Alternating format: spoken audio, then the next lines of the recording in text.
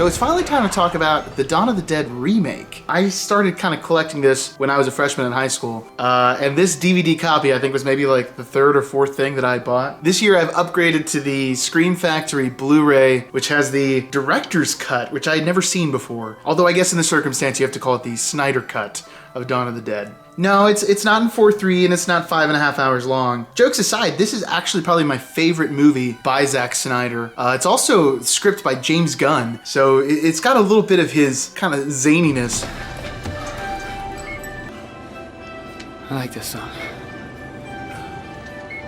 Now, I'll be honest, I've always really liked this movie. I actually saw this one before I even watched the original. And going back this time, it's probably been maybe 5 or 6 years since I've seen it. It hasn't aged as well as I remember. First off, the movie just looks really dated. The color, the temperature of the shots, it just has that early 2000s look to it. If you know what I'm talking about, there's a lot of horror remakes coming out in the early 2000s, and they all seem to have the same exact color palette. You can also kind of see the budding stems of Zack Snyder's obsession with slow motion. It doesn't go super overboard in this movie, but it's just so funny to see it used so minimally when you know that he's really gonna become super indulgent with the slow motion.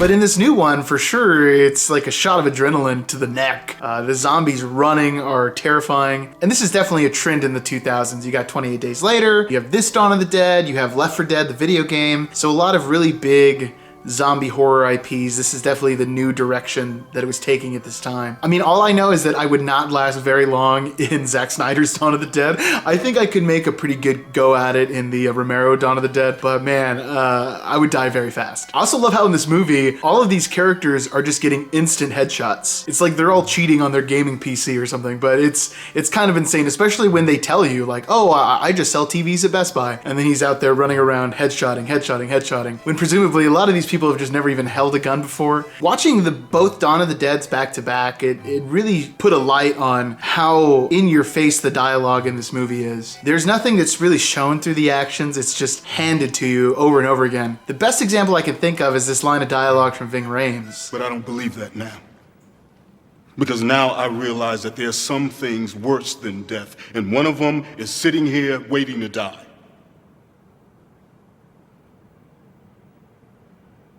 I don't want to die here.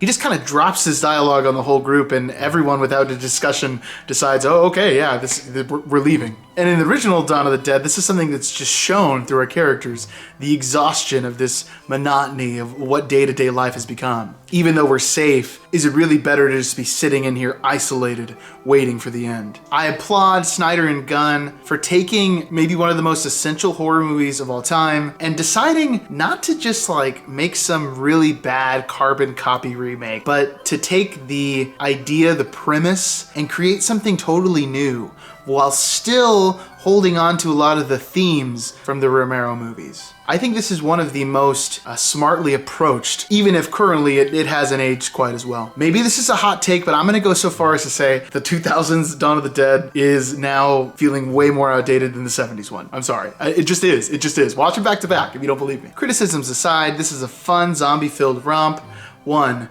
that 14-year-old me held very dear to his heart.